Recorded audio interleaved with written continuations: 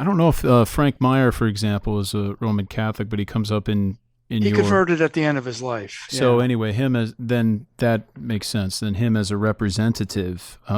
You bring up this interesting quote in a chapter that you titled "The Limits of Americanism," which is followed by, and I'll get to my question, but it's followed by chapters titled "Americanism Revived" and then "American Redux," which is interesting how you trace the conservative movement along these lines. But at least in chapter 6, there of course was so much strife in the United States in the 1960s. In many ways, we're seeing 60 years later, or at least in the summer of 2020, for a variety of reasons, kind of like a repetition of a lot of the strife that was going on in the 60s. Right. But Right. many people thought that strife was compromising American ideals. But according to Frank Myers in his book Nixon Agonistes, the United States problem was not the Constitution or its political traditions, but the destruction of our Constitution and our tradition. And then you comment that thinkers such as Wills and Bozell sensed that the turmoil of the 1960s from race to sex was not an aberration, but a consequence of United States political ideals. I thought that was just tremendously insightful and for me very prescient, since we're seeing kind of, I believe it was Mark Twain, but I know every quote either gets attributed to Mark Twain or Abraham Lincoln. But it's not as if history repeats itself, but it certainly rhymes, and we're seeing that, I think, today in many ways. Right. Well, um, I mean, this goes in some ways back to the categories that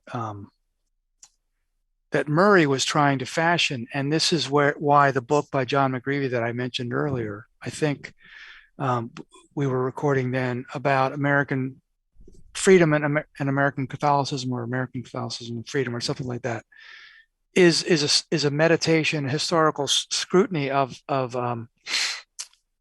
American Catholics' understandings of liberty. But Murray really emphasized ordered liberty. And this is something that circles in which I've worked for the last 20 years or so, these conservatives have emphasized ordered liberty. So it's not just license. They're always afraid of license. And that's what Wills and Bozell were afraid of. Um, and that's why I think Newhouse thought the Catholic moment in America was one where Roman Catholics would be able to supply the order that liberty needed to avoid license. Um, and I think on paper you can see that playing out a certain way and making a certain amount of sense. But what that chapter was, I've given parts of that chapter as papers at some conferences, and I really admire Gary Wills. I think he's the smartest of the bunch of the intellectuals that I study in this, even though he kind of went off the radar both for Roman Catholics and for conservatives. Hmm. So but I do have a picture of him on my door. He's just such a smart guy. His book on encyclicals in 1963 was just flat out brilliant, like so much of his writing. But I think what Wills and Bozell were experiencing in the 60s was what, say, the integralists today, people like Patrick Deneen, who wrote a book, Why Liberalism Failed. He's a scholar at Notre Dame. Or Adrian Vermeule, who teaches law at Harvard, who's a proponent of integralism, the idea that church and state should cooperate in some way. I think Bozell and Wills were seeing the limits of the American liberal tradition, unless you had something else there to rein it in. And the 60s was beginning to fray, and it didn't look like liberals had the capacity to keep it from fraying. And I do think that's been one of the difficulties of our lifetime, is the degree to which you can keep liberalism.